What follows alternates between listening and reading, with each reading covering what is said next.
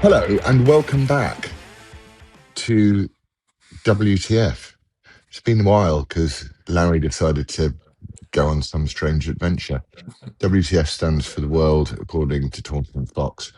And we haven't spoken in ages. Well, we did. I went to go and visit him in Poland and go to Auschwitz-Birkenau and Nowa Huta. But how are you, Laryl?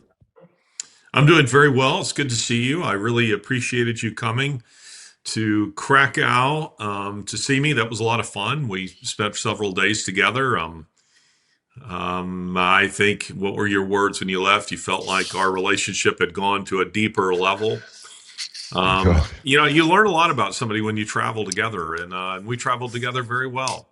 Mm. We did. It's like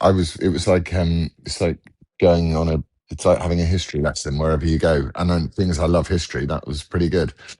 And you introduced me to my new favorite film, which I'd never seen before, which was Judgment in Nuremberg. So thank you for that. It was quite a trip. My favorite part was possibly seeing the wild boar uh, just by the roadside in the middle of town, Yeah. or smoking one of these in on day one when I'd only bought one hoodie. So I stank of cigars for the whole of the rest of the trip. But how long were you away for in total? I was gone for 2 months. And just a little short of that, I guess, 7 weeks. And it was very productive, but tiring. No matter how nice the hotel, it's not the same as being at home. It's not the same as your own bed.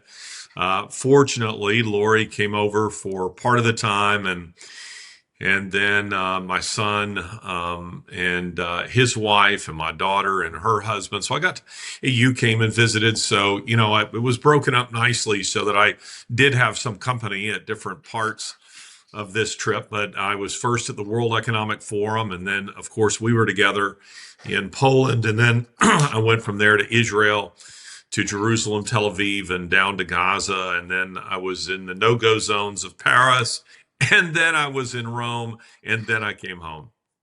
Wow. And are you happy to be home? I saw your picture of Ranger on the porch, and it looked pretty heavenly to me.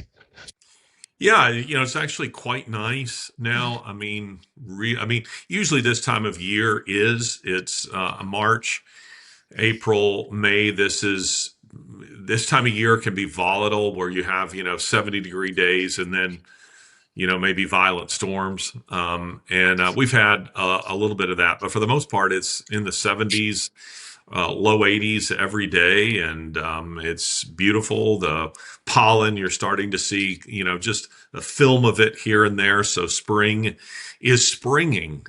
And yeah, it's great. It's great to be home. Great to be with Lori. Great to see family. Last night we went out to dinner to a really nice place, a place that I took you, and place we took you and Lizzie. Remember that place where we sat outside, and it was British owned? Yeah, It was like that's a lovely. guy from Birmingham or something like that.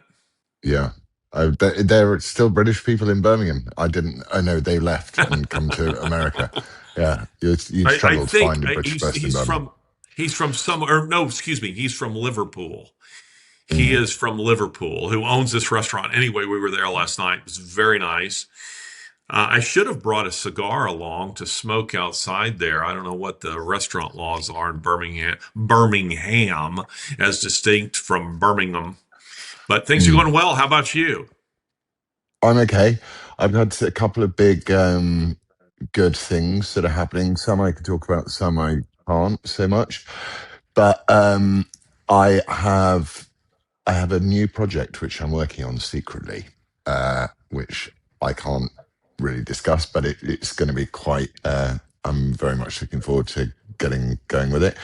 Um, the whole of our house, like if you just could see outside, the whole thing is just a complete bomb site. But the final bits of work are being done to the house. Lizzie's good. I'm on. What's the date today? When does this go out? So it's the 11th. In 8 days, I'm getting a check for just shy of £500,000. Really? What Uh, is that for? And that's what are you for going to buy me? Yeah, exactly. That is for. I'm going to use that on my new project. The it is for it's the cost because I've won the my appeal in the case. The Lawrence is a racist case. The appeal. The judge said I'd suffered serious harm to my reputation. Duh, after an appeal, and so yeah, they had to send in a little interim check, and this I imagine, and I hope, because I'm a dogged little so and so, will be the beginning of a series of checks that comes back. Someone spoke to me. I was speaking to someone today about it, and they were like, "Well, you need to carry on to get your good name." And I'm like, "You don't understand. Once someone has destroyed your name, it's pretty hard to get back. That's why people are so virtuous about everything. But if I can't get my good name back, I'd like loads of money instead." But I want my good name back as well. But once someone accuses you of being a racist, well, actually, it doesn't mean anything nowadays, does it? Calling someone a racist. But back in 2020, it was a hurtful allegation. So, but now I would almost wear it as a badge of honor. It's a sign that you're not a victim. So everything's pretty good. I'm happy. Spring is springing here. The dogs are all lying out. I've taken them out today, and yeah, we're good. We're happy. I'm looking at the American thing and going, why on earth is what's his name? Leslie Graham? No, what's his name? Who's that Yeah. guy? Is that his name? Leslie Graham. Yeah. Well, it depends on what you're Lynn talking about, Lynn but there is a senator, South Carolina Senator Leslie yeah. Graham. What is that evil? I mean, sorry, he just sounds like a really, I don't know what your views on all of this stuff are, but he sounds like a childless kind of yeesh, Well, nasty give man. me some context as to what you're talking about. So he's talking about the forever war, which lots of the neocon Republicans love, don't they? And I was listening to clips of his interview with Sean Hannity, and he was going, "I will do this, I will do that." And I was like, "But who are you? Who are you? You're just a senator. No one asked you to run foreign policy. That's Trump's job." And then you think, the Trump I thought I knew. I mean, look, you can bomb those ayatollahs back into the Stone Age. As far as I'm concerned, I'm a big fan of ridding the planet of the ayatollahs and their disgusting murderous regime. But it seems inconsistent with the Trump that I sort of got familiar with, which was it seemed like a slightly more isolationist type Trump. But he seems to have a real bee under his bonnet about Iran, doesn't he? What do you make of it all?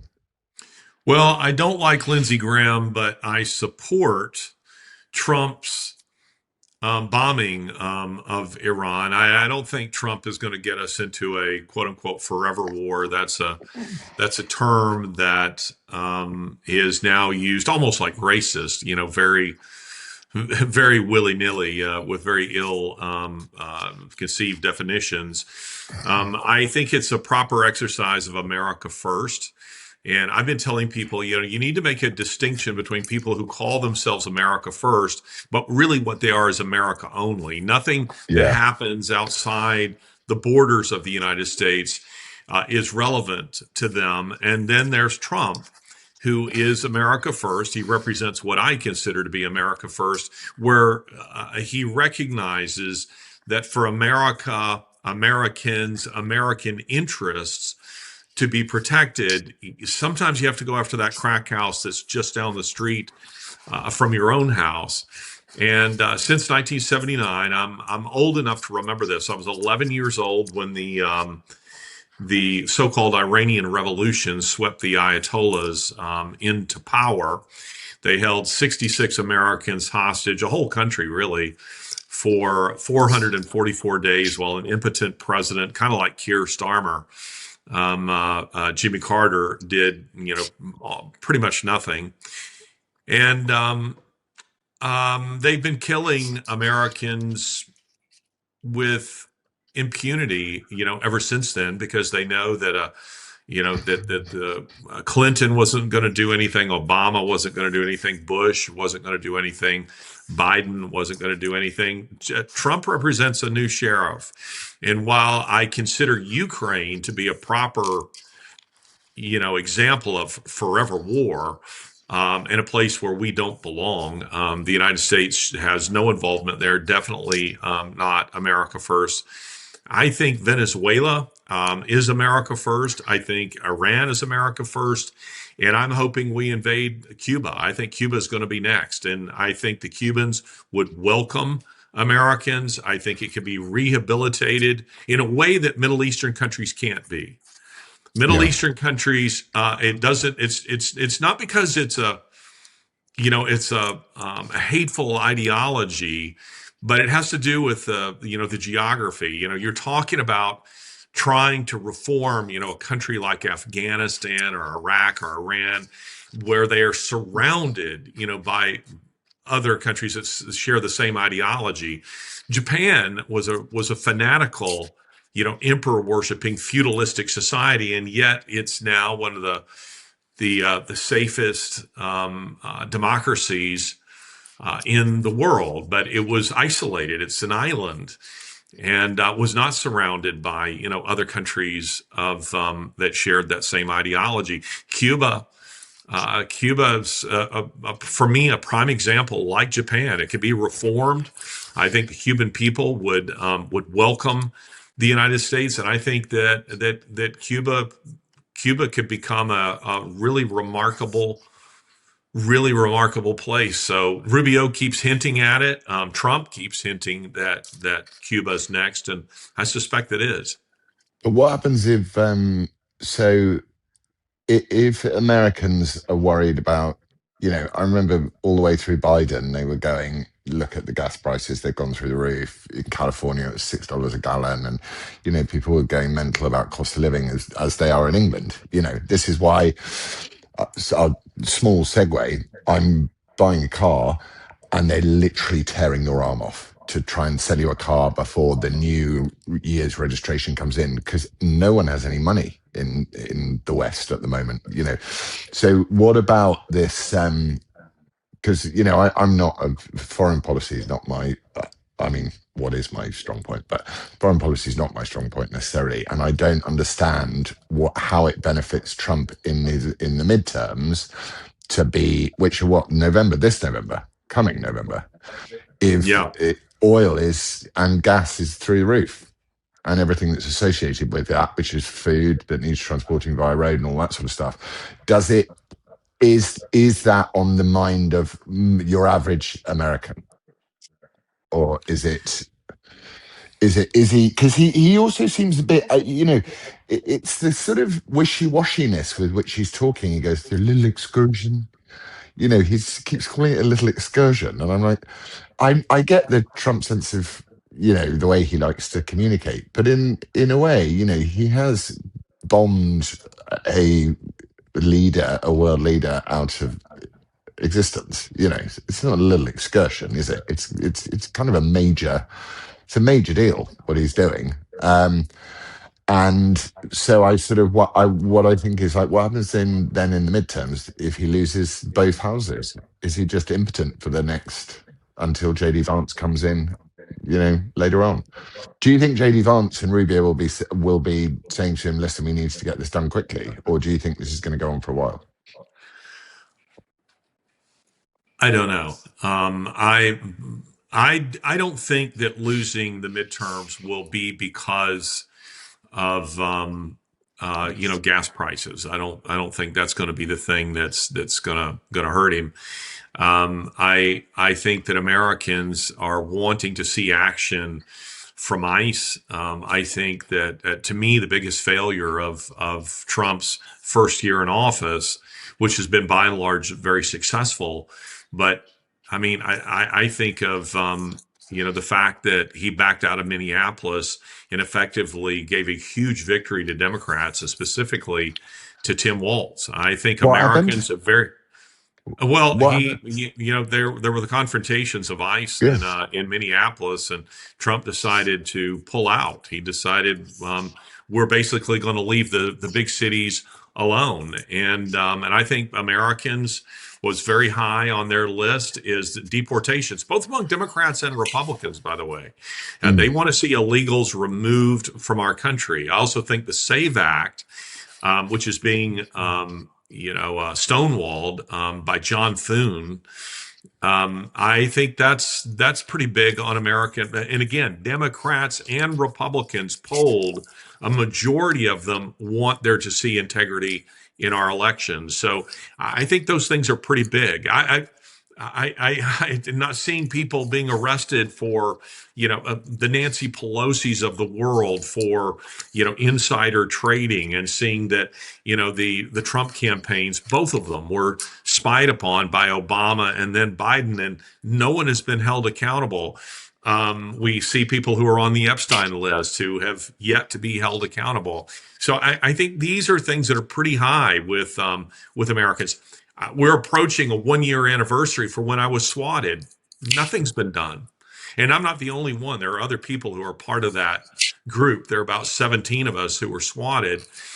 And there's not been a single arrest. And that's problematic. So I think people are looking at, aspects of Trump's government, like Pam Bondi, for example, and are thinking this looks pretty ineffective. Now, overseas, do conservatives feel like he's doing a pretty good job? I think most do, but there is the America only crowd that is is seeing all this as being controlled by some kind of Jewish cabal and this kind of thing. There's always this anti-Semitic element that's at work in all of this. The anti-Semitic stuff is really depressing on the right, because you think, what was I watching the other day? I was watching an old movie, and it was obviously made during the Reagan era, and it was very like America, strong America, but it was super, super conservative. And you think, and you could see the negative aspects of over conservatism, the sort of what happens when conservatism gets so extreme that it's almost like leftism, and the rising anti-Semitism is depressing. But I talk about this with Calvin a lot, and he's very, very into the into the Jewish question, and I'm just like, it feels to me like such an enormous distraction that the world is being run by a bunch of small bunch of Jewish people. I'm like, crikey, can we not just get to the bottom of what the main problem is, which is America's been invaded by Biden's open border policy, and Britain is now, Britain is in its death throes, as far as I'm concerned, and there is no. I don't think moaning about the Jews is going to help anybody, because we are literally. I don't know how our country comes back from where we're at now. So they're banning jury trials. 300 Labour communist MPs, so they're voted in. It's democratic. These people were voted in. 300 of them have voted relentlessly, the most recently, to ban jury trials. So you're not. That's sort of a foundational piece of a democratic jigsaw puzzle, isn't it? Gone. These same 300 people voted for an assisted dying bill, which is so watery and so non-watertight that you'll basically be Canada, and you can just kill yourself if you get a bit upset when it gets darker in the winter. And we are totally invaded by Islam. Today it was announced that they're taking Winston Churchill, who's our main cultural figure, they're taking him off the banknotes. And this is all being done by diversity hires. This is not being done by what I would call a British person. This is being done by someone who's a black privileged person as well. So these aren't people that have come from nowhere, from horrible backgrounds, who happen to have black skin. These are wealthy middle-class black people who are getting promoted up, and they're nation destroying. And Britain, I don't know how Britain recovers. I don't think there's a single political alternative to the end of our country. And I think people will be fighting in the streets. I genuinely think it's going to happen. Really not long from now as well, because the frustration is beyond, the Islamic bullying of us in this country. I find abhorrent the way that British school children are told that they can't celebrate the nativity because it might offend Muslims. It's like, this is how Islam to me is a virus. I've said it, and I think it's a death cult and a virus at the same time. And amorphizing it into something else. But the way that Islam is allowed to spread in Britain and the appeasement that goes on with it is, I think, is national suicide. And for parents in this country to sit there and not go and picket their schools in the way that Muslims do, if you accidentally, well, not accidentally, if you deliberately show a picture of their very, very oversensitive sky wizard, they will picket that school until that person is run out of town and never allowed to return to their town of birth. But they will sit there and cry bully the hell out of white Christians for celebrating the Nativity. We have no cultural identity left. It's been stripped and gone, and it's so depressing. But unfortunately, where I live, this isn't an issue. But it's, I can see why Trump pulled out of Minneapolis. The cities are, they're gone. London's gone. It's finished. It's a horrible, horrible place to be. Sorry to be so depressing. Well, of course, I agree with all of that. I have, on the topic of Calvin, and I hope he listens, but I have tried to reach out to him quietly off of Twitter, on it too, but very gently, just to try to get an idea of what's going on with him, and in his ideas. Some of what I see being expressed alarms me rather deeply, because it seems more emotional than logical, certainly not factual, not historical, and I don't think actually theological. But that's a discussion. That's a discussion we could have. But what do you think's motivating it? What do you think's going on there? Why do you think we're seeing, just setting Calvin aside for a second, what do you think is happening that we are seeing? It started with Candace Owens. Candace Owens, I don't know, 5-6 years ago, struck me as I wasn't a listener to her podcast, but I remember reading, my father-in-law was reading her book, and him reading a passage or two from it that I thought, that's very good. And she struck me as a sensible, articulate, conservative. And then I was one of the first people, just the same with Jordan Peterson and Tucker Carlson.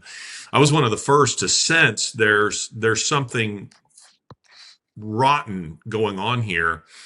And when I did a full podcast on Candace Owens and some of her claims and why they were, historically not just wrong, but grossly ignorant, that was a couple of years ago, maybe even a little bit more. And since that time, she's just gone completely off the rails. Tucker Carlson has now gone completely off the rails. And now we're seeing Megyn Kelly starting to head that direction. I want to be careful because I know you do appear on her show. I don't, so I can criticize her, all I want. But what do you think's happening that we're seeing now? There's a lot of people, there's a lot of allegations that money are involved here, that they're being paid to do these things. Do you think that's what's happening? Or I sense something spiritually sinister at work, because we're not just simply seeing opinions where you go, well, no, I don't agree with that. It's where, in the case of Candace Owens and now Tucker Carlson, where you're talking about people who are lying and they know they're lying. They have to know they're lying. Tucker Carlson's discussion with Mike Huckabee, who is the first non, how shall I put it, puppet that he's had on it. I mean, pretty much everybody Tucker has on, they all agree with him, and he sits and he nods and nods because they're voicing what he wants them to say. Tucker Carlson is Mike Huckabee is the first person I can think of that he's had on recently who has real opinions, who can defend himself, and who doesn't agree with Tucker Carlson. And he humiliated Carlson. And what made it worse for Carlson was that he interrupted constantly, kept trying to change the subject, wouldn't let Mike Huckabee, develop any kind of sustained argument. And yet still Carlson came away looking terrible. I mean, what do you think's going on? I think I've been digging at the Calvin one for ages, so it's you can watch the Fox and Brothers. He wants to talk about it, and I let him, and I because I think it's wrong that I to say you're not allowed to speak about this or whatever. I'm speak about whatever. I think with in Calvin's case, from what he said to me publicly, so I don't not speaking behind his back. I think that he n- notices an inconsistency, which I think is valid. I think it's fair. I think it's not. I think it's misguided, and I don't think it's correct. But I think it's a fair comment, which is we're allowed to criticize everything, but we can't criticize the Jews. I think that's where it comes from. And so he said, we I think spend a they're lot of getting time. criticized all the time. I know, which is the irony. But I think with the other it's bogeyman syndrome, isn't it? It's like it's very difficult to name to point and say that is the devil. It's so much easier to say it's this group of people or that group of people, but it takes a certain level of courage to turn around and say that is the work of the devil. Certainly to hold the views on Islam that one does. I just see that it's totally counterproductive. I think Megyn Kelly's views on their on their America stuff are kind of valid because essentially she's always trying to reach across to independence, and she will pick apart a Ben Shapiro. She'll have a go at Ben Shapiro, and Ben Shapiro, to be fair, is a huge voice, and he only really talks about Judaism. He. So I think Calvin's point is if you're saying, which I say, I don't think that you can be a British Muslim. I think you can be a Muslim that lives in Britain, but I don't think you can be a British Muslim. I think the two things is so entirely antithetical that you can't modify those two terms. That Calvin's view would be, well, okay, well, can you be a Jewish? And my argument would be yes, because the Jewish people don't turn up here and blow everybody up. They don't come in here and abuse our children, and then immediately, not in his case specifically, but in other people's cases, Candace Owens and others, it all turns into a gory conspiracy theory where a bunch of people called Rothschild are around a table and children are being sacrificed. You never end up having a rational conversation on the way down. I suppose it's the oldest trope in history. Who is the smallest community on the planet? Jewish people. Who is the most successful community on the planet? Race of people on the planet? Jewish people. And maybe it's good old fashioned garden variety jealousy. Who knows? I don't know.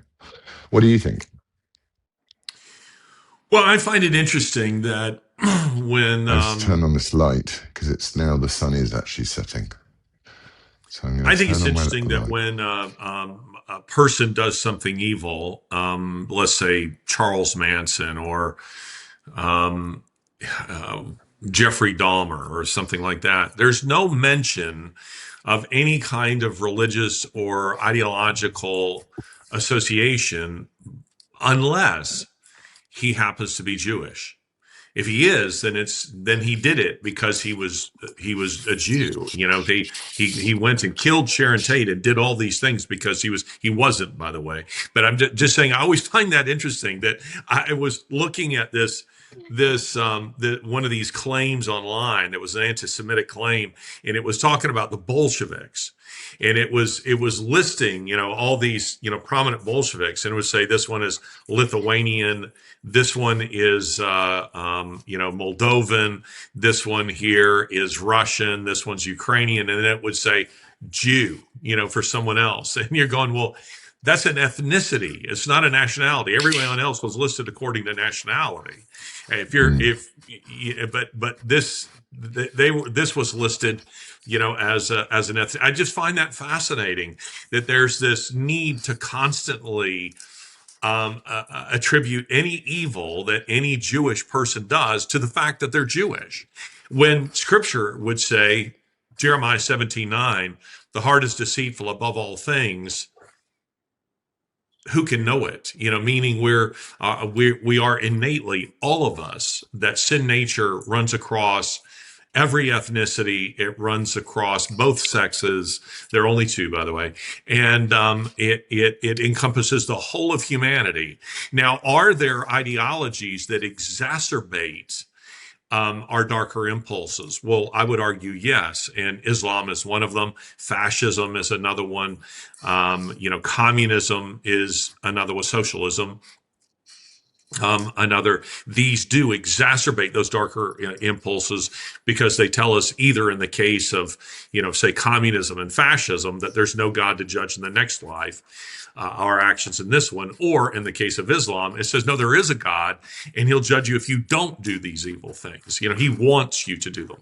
He gives you license to do them. That's why on October 7th, when Hamas invaded Israel in an act of war, many of the fighters were carrying verses from the Quran or the Quran itself, and that was to reassure themselves that all the raping and pillaging and dismembering of people, that Allah sanctioned it. What a shit God! What a shit God! That this is a God of their own making. It is a religion made by men for men, to feed their darker male impulses. You want to be violent? Hey, work for Allah. It's for you. You want wives? We'll give you 4, and you can have countless concubines. You want to rape? You want to us, Allah. This is the religion for you. Whereas the Christian faith comes along, and the Christian faith says, you do those things are all evil. And when someone wants to say, yeah, but Christians did these things, Jesus himself says in John chapter 16, he says, there will be those who will come along and will kill you and say they're doing it for me. Mm. Meaning they're lying. So evil acts done in the name of Jesus Christ are not actually done on they're lying, because those are not things that are sanctioned by Jesus Christ, but they are sanctioned by Allah. They are sanctioned by the Quran, by the Hadith, and by the life of Muhammad, which every Muslim is supposed to model himself after. Muhammad slit the throat of 800 Jews in a single day. So I think that part of what we're seeing happening here is the Arab world has learned, that is to say the Muslim majority world, has learned how to use their money to influence opinion in the West. They have realized that they can buy influence in media, they can buy influencers, and they can buy armies of bots. They can buy universities. They've learned they can do that. The second thing is they've learned how to crack the code on the West by using socialism as a Trojan horse for jihadists. And that's what's happening as well. You're talking about, some of these people in British government and the things that are being sanctioned, and things you can't do as a Christian, but that you're allowed to do as a Muslim. This is because they're learning how to spend their money, and they have a lot of people online, these bots that look like real people, have a picture of somebody who looks like you or me or Lizzie or whatever, and say they're from Kansas or Edinburgh or whatever, but who immediately come on with anti-Western, with anti-Christian, and with anti-Israel or Jewish comments immediately. I mean, immediately. So this is happening in a big way. And I'm afraid that guys like Calvin, I could be wrong, and Calvin, I'd be happy to discuss this with you sometime, are falling for that. And what concerns me is it feels like a lot of the comments, that particularly that are coming from, let's say, Candace Owens, and to a lesser degree, but not a much lesser degree, Tucker Carlson, that there's hate at the bottom of them. They're being driven by hate, not driven by his historical truth, not being driven by theological truth, not being driven by logic. It's driven by hate, and you can feel it. Mm. Do you think that the very deeply unholy alliance, or Trojan horse, as you call it, of the relationship between Islam and fascism is Islam's reformation? do you think that Islam is finally, when I say reformation, I don't mean I don't mean in the positive sense. I mean it in the sense of going, Islam's finally realised, having been separated from, you know, Eastern Bloc communism for a while, Islam's finally gone. We kind of believe in the same thing, you know. We there's the difference of the fact that the Quran applauds you for finding the Jews behind the trees or the rocks. I can't remember which one it is. But do you think that Islam has finally just gone, you know what? We've got to take over the whole world. That's our mission. We're told that we've got to take over the whole world. And if it means that communism is the way to do it or socialism is the way to do it, then we'll reform. At some point the mask may come off and they go, you know what, we're not a religion, actually. We are the political ideology that we want to impose on people. And we're going to do that through fascist means. In the same way as you said that fascism was the end state of communism, that maybe fascism is also the end state of Islam. Yeah, I don't think of it as reform. I just think that I think that Islam is willing to sock puppet any ideology that can advance their own agenda. And both socialism, let's say, communism and fascism have always had strong strains of anti-Semitism, in it. Of course, it's well documented, the Holocaust and Adolf Hitler and the anti-Semitism of the Nazis. But what is less known is the anti-Semitism of the communists, which was very real and pervasive throughout communism in Russia, in Eastern Europe, less so in China, because it just really wasn't much of a factor in Chinese communism. But that's always been there. It's always been quite real. And so, do I think it's a kind of reformation? No, I just think they're willing to use whatever it takes to advance their agenda. And they can look and see the same polls that we do. They see that Islam doesn't poll particularly well in Western Europe, certainly not in the United States, but they do see that among millennials and Gen Zers, the socialism does. That it polls quite well. It doesn't with my generation, doesn't with your generation, but it does with a younger crowd. And so they're like, fine, we'll adopt that persona, publicly. And but in reality, that's not who they are. I think it's interesting, Mondani's, the mayor of New York, Mondani's wife. You've probably seen this. It's come out that she was liking the October 7th posts, the attack on Israel. And what I find kind of interesting about this, a lot of people have reacted to this with horror. And I'm thinking, I mean, yeah, let's publicize this. Let's get that out there. Let's educate people. But really, are you surprised to discover that she's an anti-Semite? Are you surprised to discover she's pro-Hamas? Are you surprised to discover that she's pro-jihadist? She is a jihadist. He's a jihadist. Ilhan Omar is a jihadist. They're cloaking themselves in a language that says, hey, we're all about the people, about the free and equal distribution of wealth. We want everybody to have everything. That's not what they're for. That's not what they're about. No. Perhaps what you describe as hate, the minute someone uses the word hate, it prickles me these days, because obviously in England, hate dominates all of our legislation. All of our laws are about, if someone is caused alarm, harassment, or distress. They're all hate speech laws, essentially. Yeah. So I'm very nervous of the word hate.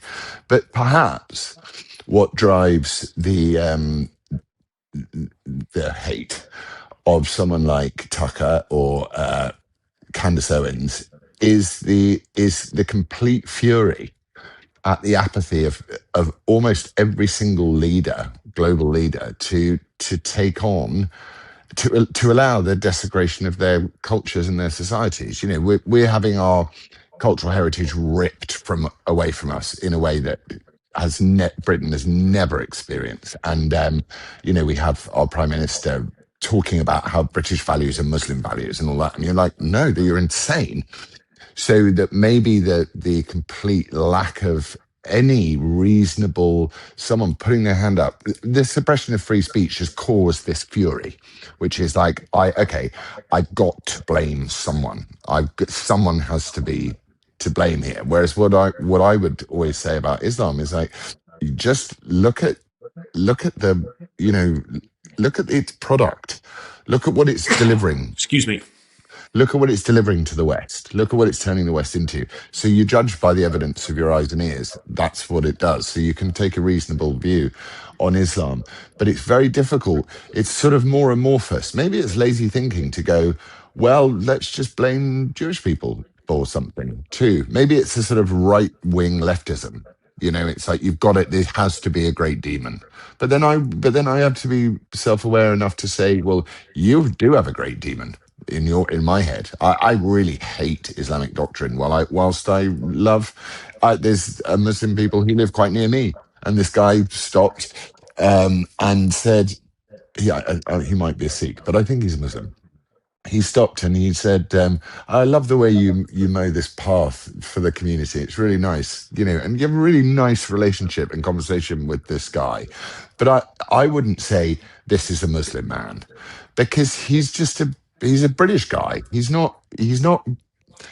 And then you get into all of the sort of evil ethno-civic nationalism debates that are taking place on the right. And you just look and you go, our whole life is being ripped away from us, and you're arguing about Jews.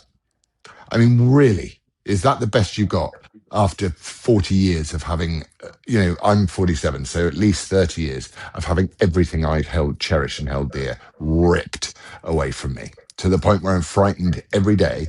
I know that, we pray for our kids and stuff like that, but I pray every single day that my son will get to and from school safely. This wasn't a life that I grew up in. We were left to go out, and I'm terrified of what happens with my kids on the streets of London every day. And I wait for something, Lizzie would say, never put that out into the universe. But this is the result of mass migration, the total disrespect and genuine hatred of people who don't follow your own ideology, and the little cliques that are developing within Western societies. So, America, from what I can see, has been much more muscular in its way that it deals with Islam, and even though it's a very small amount of, the Minnesota, Minneapolis, and all that sort of stuff, but it's really rigorous in criticizing it. England is falling over backwards to welcome the Palestinian ambassador and speak to him and say, and take orders from him. So I wonder if the frustration, because I'm deeply frustrated, the frustration is like, well, who is to blame? Who has stopped us from dealing with this problem? It's got to be the Jews. And you just go, where does that lead us? Where does that take anybody? Why is there no leadership? I don't get it. It just drives me mad. It makes me so depressed to think that my Well, kids are going to. as you know, I was just in Israel, and I was given a battlefield tour by the IDF and the Special Forces, and I met with members of Netanyahu's government, and of course, I was getting the other side of the issue in Cairo last year, and we know what happened there. Now, to me, all the discussions of theological schools regarding, ancient Israel, the Hebrews and modern Israel. To me, all that stuff it's not that it's unimportant, but it really doesn't have any great bearing on what's happening here. I just say to people, let us just suppose that the modern state of Israel, it's just French people, irreligious French or Dutch, who live there. My position would be 100% the same. I would say we must support these people because they are a Western democracy, not geographically, but culturally. They are a Western nation. They are the cornerstone of any sensible Middle Eastern policy for the United States and Britain, by the way. And we cannot allow these people who number about 10 million, who are surrounded by countries, hundreds of millions of Muslims who want to literally wipe them off the face of the earth, and who on October 7th murdered 1,200 of them, raped, mutilated, killed, did every evil thing you can think of. I sat and was shown all kinds of body cam footage that's absolutely horrifying stuff. And people want to accuse Israel of genocide. Hamas can end this at any point they want to. And they keep saying, well, the Israelis have to allow humanitarian aid, all this kind of stuff to go in there. I don't recall that we were sending humanitarian aid to Japan. I don't recall we were sending humanitarian aid to Germany until the war was over. And there's very little distinction to be made between the typical Gazan and Hamas. They are one in the same. And when you go there, you will understand this in a way that you don't understand this simply by paying attention to to Western media versions of these kinds of things. October 7th, 2023 was an act of war. It was not a Charlie Hebdo or Bataclan, a type of event. This was an act of war of 7,000, roughly, Hamas terrorists breaching the border of Gaza at no less than 100 different locations. They came by air, they came by sea, they came by motorcycles, cars, trucks, bicycles, even golf carts. And they carried off bodies, they carried off heads, they carried off kidnapped people, and they held them in their tunnels. Now, so was Israel's response is justified? And I would say that if they were Frenchmen, I would say it if they were Dutch, I would say it if they were Spaniards. That they are Jewish is irrelevant as it relates to the morality of the issue. Now, where it does become relevant and is alien to your experience and to my experience, though it may become part of our experience, it is certainly something that your government is trying to create in your country. There's been 2 attempts on my life in the last year, and those attempts were by people who hate me for ideological reasons. They know what I represent, and they don't like it. So they know something about me, and they hate me because of that. There's been efforts to destroy you through a legal process by people who hate you for ideological reasons. They hate you for what you represent and for the things that you have said. If you've not said them, you might have won an Academy Award by now and be celebrated, by everybody. If you'd have just bent over and let Harvey Weinstein do what he wants to you, I'm sure that your career would still be flourishing somewhere. What is alien to your experience and my experience, and to just about anybody else on the face of the earth, is that Jews are hated because they're Jews by people who don't know them, who've never met them, who don't know what they stand for ideologically speaking. They just hate them because they're Jews. They don't have to know them. And that has not been my lived experience. Melanie Phillips, who I think is probably known to you, has been a friend of mine. Melanie wrote for the Times of London. She is Jewish. To read her is like reading a conservative, thoughtful Christian in so many ways. Melanie is an intellectual. I got to know Melanie reasonably well some years ago when she was living in London and writing for the Times. She now lives in Jerusalem. Why did she move there? Because she said she was getting so many death threats, and because she did not feel safe in her home city. So she felt that her best chance of feeling safe was to gather with people who shared her Jewish background, and thus would not be seeking, to kill her. And that's where she finds herself, now. That's where she finds herself living. That is not part of my lived experience. And so I'm very sympathetic to the Jewish people for these reasons. Now, does that mean that I think they can do no wrong? Absolutely not. Do I think that the Israeli government has not done evil things? Of course, I don't think that. I think my own country has done many evil things. However, I still believe that America represents the world's last best hope. And for me, if I'm looking and I'm going, let's see, am I on the side of Hamas and Ilhan Omar?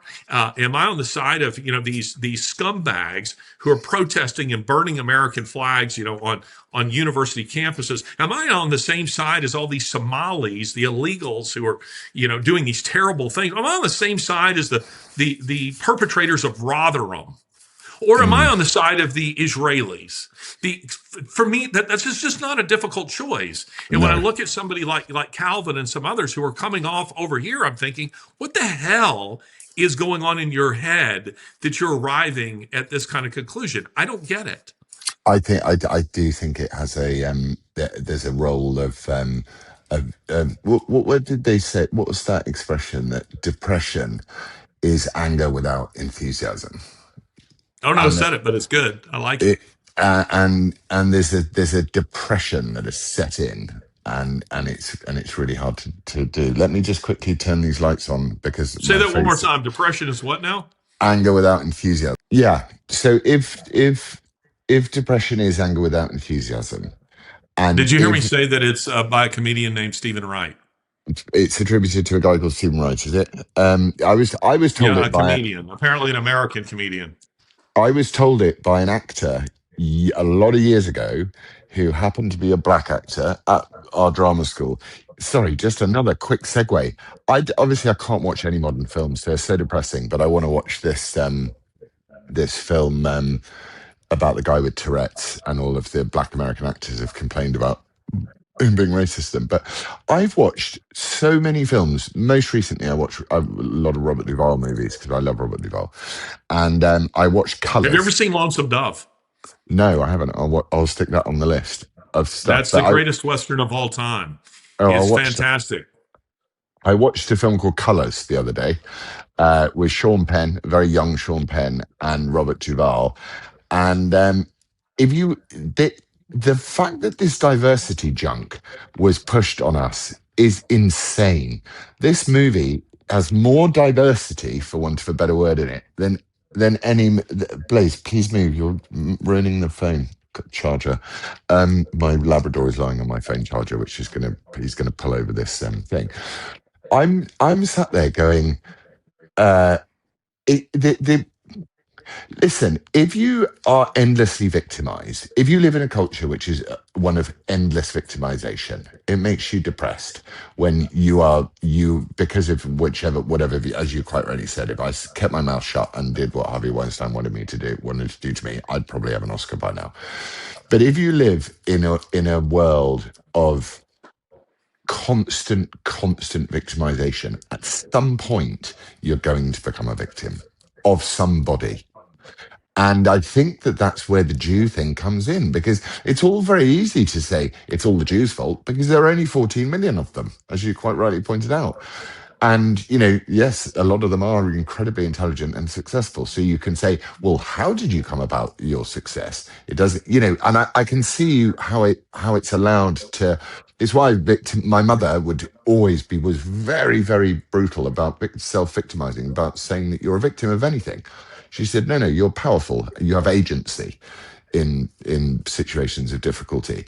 Whereas I do wonder, and it's an open question to Calvin, whether he feels that he's been so attacked and brutalized by everybody that he also now needs to find someone to blame.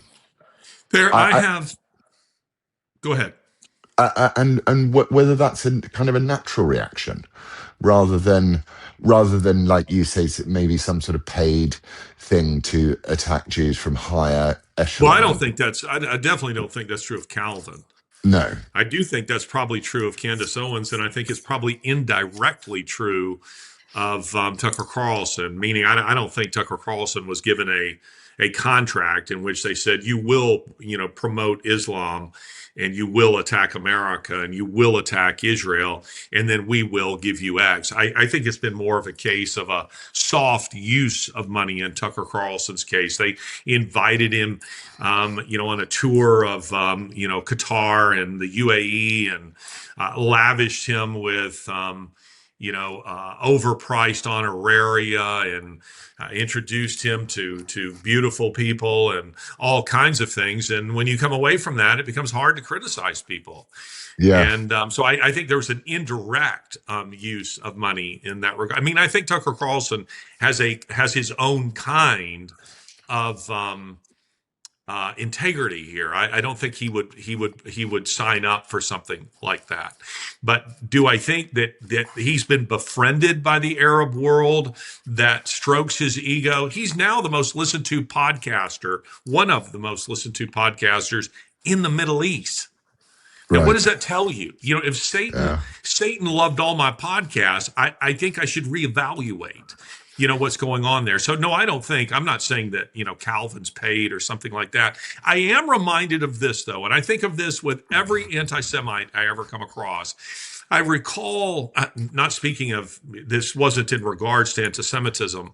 This is a book on Stalinism. It's a history. It's a history called. It's a book called "Let History Judge" by Roy and Zores Medvedev, two Russian historians. And in that book, there's this quotation. I read this 30 years ago, but it really made an impression on me. Every despot seeking to build the cult of his own personality needs a scapegoat. Yeah. And they were speaking of it in the context of, Hitler needed a scapegoat, found a scapegoat. Stalin found scapegoats. They were at one time it was the Jews. At other times it was the Trotskyists. At the other times it was the kulaks. It was, there was a series of scapegoats that focuses people, their energies and their hate towards someone other than Stalin and the government. But I also think that's true on an individual level. People love scapegoats.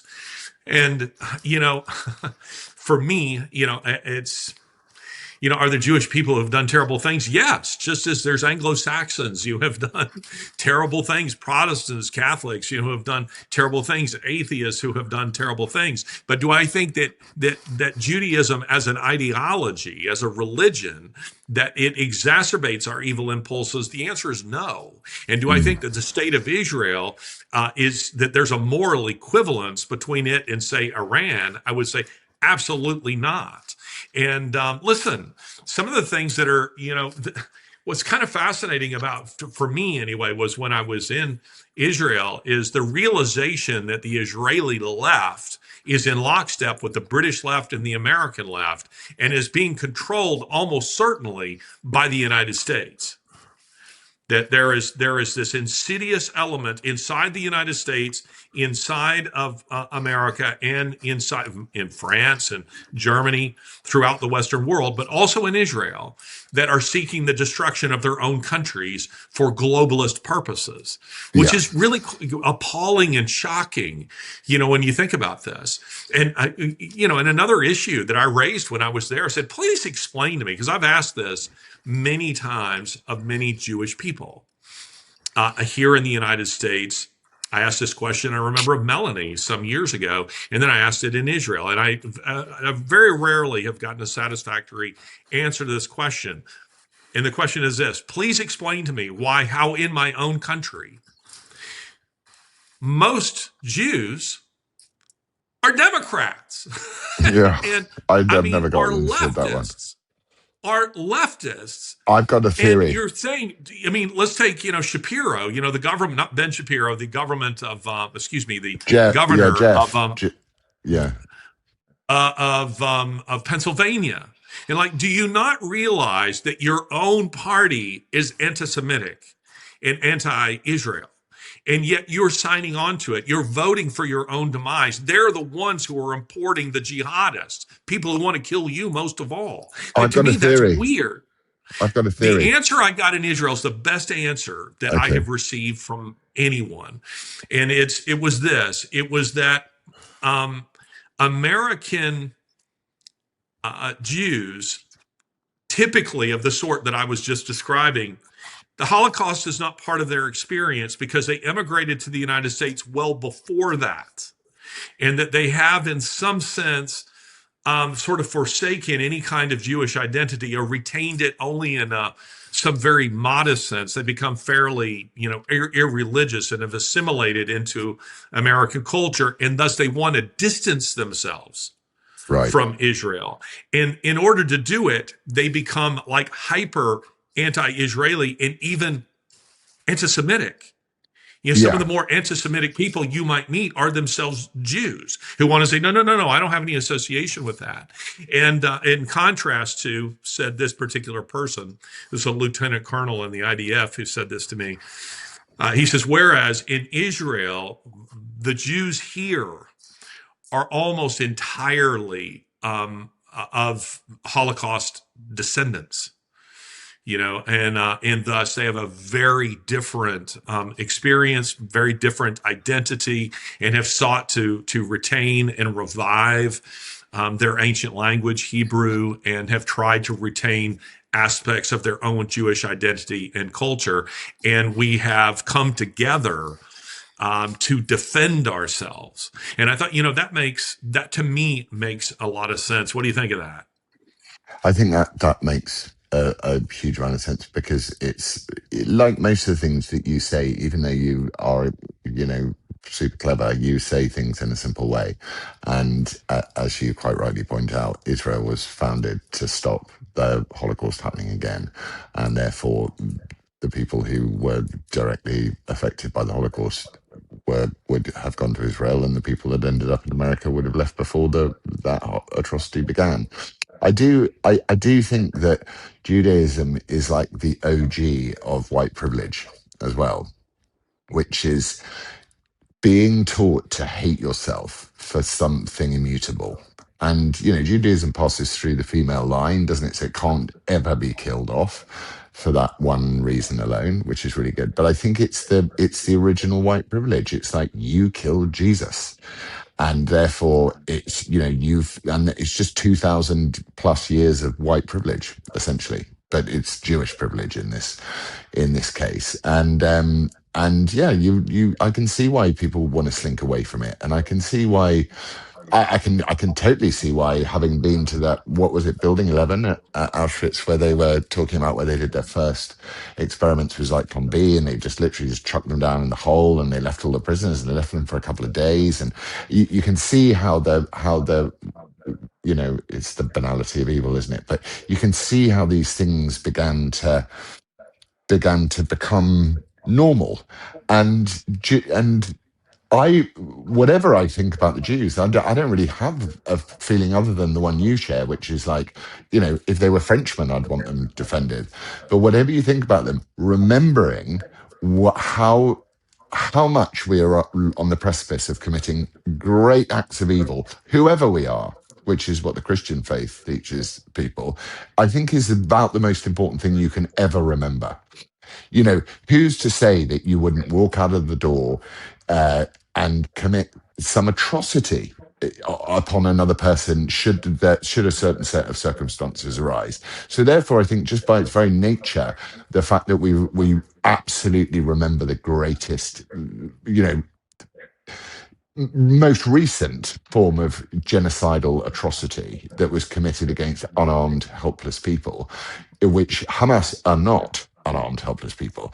And that video of, is it Shani Luke, who was taken back into Gaza in a truck, and her body was twisted and bent everywhere, and these people, they descended on that car and they spat on her dead body. And these were the innocent people of Gaza that you're talking about. I'm like, no, that's not innocence. That is glorifying in atrocity. And the Christian faith teaches us that we shouldn't do that. And I suppose, yeah, that the Jews have in America and elsewhere have gone, we just want to be, we're acknowledging our Jewish privilege. So what we're going to do is be leftists. I think it's ridiculous. And I think that Western civilization should start standing up for itself, or my children and their children are going to be forced into the most regressive way of living ever. I don't know why we're going backwards. I don't understand it.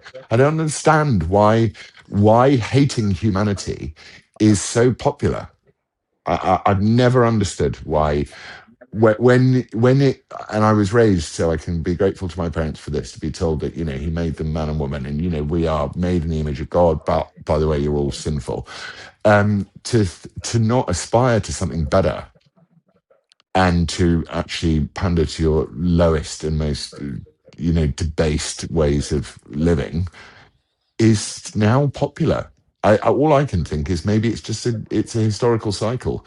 We go a long time without a load of people getting killed, and then after a while we go, let's just succumb to our basest desires and kill and rape and murder.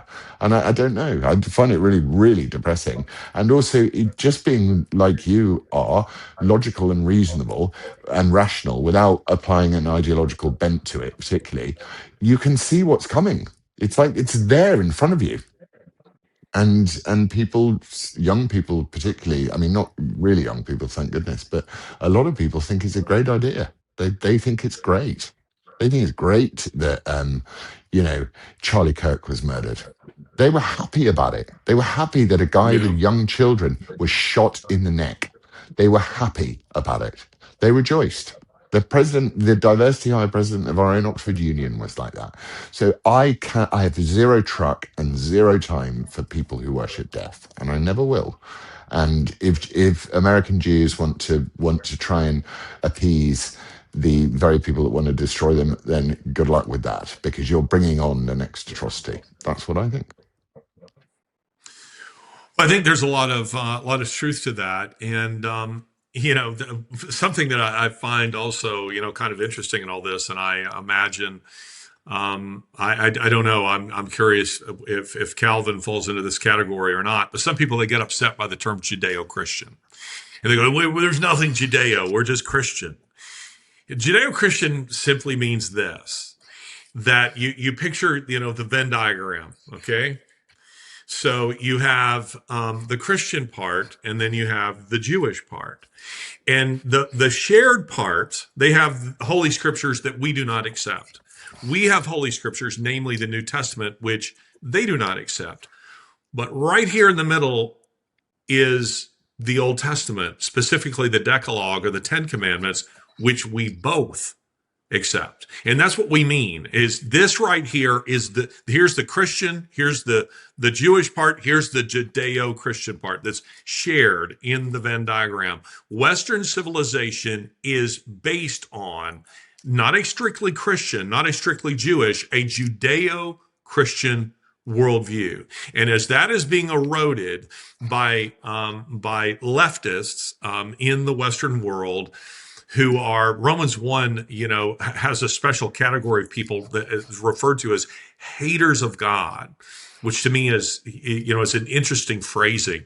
They're haters of God. So they're individuals that are seeking the destruction of anything that would point to a God who judges, that points to a God who has expectations, that points to a God who has laws. So it's being destroyed by people like that, but it's also being destroyed by jihadists. So the Red Green Alliance is very real.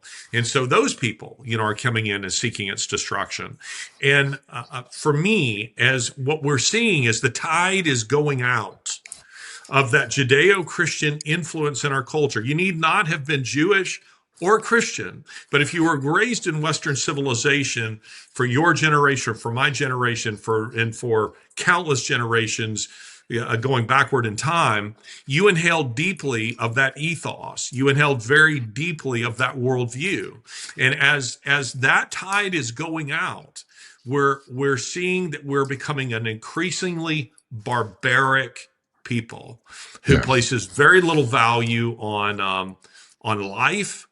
Place very little value on liberty unless it's chaos. There's a difference between real freedom, which involves individual initiative and civic responsibility, individual responsibility, and then just absolute mayhem. So there's those kinds of people who embrace that. But you're seeing respect for private property. Did I Mm. tell you that my backpack was stolen when I was in Rome? Did I tell you about No, that? no. Well, I was in my hotel, and they didn't let me see the surveillance video, but a guy came in and they said it was very professional. He came in, had a coat on his arm, laid his coat over my backpack, set it down, walked off, and then he came back and picked up the coat and the backpack together and walked straight out of the hotel with it. Wow. And really, really kind of astonishing, kind of stuff. But I was thinking about the fact that I had grown very, in all my years, I haven't had anything stolen because I'm a pretty savvy traveler and I'm generally very, very careful. But I had become quite comfortable Mm. that I knew most of the staff and they were kind of watching my stuff, and I could get up and I could go to the bathroom and come back, or step outside for some fresh air and then come back and set to work again. And then boom, somebody comes in and just takes my stuff. Um, we're I guess the point of me sharing the story, yeah, is that we're witnessing a place where you felt comfortable and secure. Where was the problem? Was the problem in you lessening off your vigilance, or was the problem of the encroaching chaos of lack of civic responsibility and all of those things? I suppose is my final thought on it, on the Judeo-Christian thing, is that people are concerned about. I think a lot of the worry about Judeo-Christian is a lot of fake academics are saying things like Judeo-Islamic Christian. So I think that the Christians are like, hang on a minute, if we can't have two, we just have to hang on to one. I don't think it's entirely malevolent. I think it's people saying, well, hang on, the twisters of words will go Judeo-Islamic Christian worldview. And you'll suddenly go, well, hang on, those three worldviews do not combine, actually. But then they'll yeah. say, well, it's like when you get stopped by one of those crazy Islamic street preachers, you go, no, don't worry, we believe in Jesus too. We really do. And you're like, okay, so well, what do you think about him? And we're just like, oh, no, he's totally part of our faith. We're the same. And you're like, no, we're not.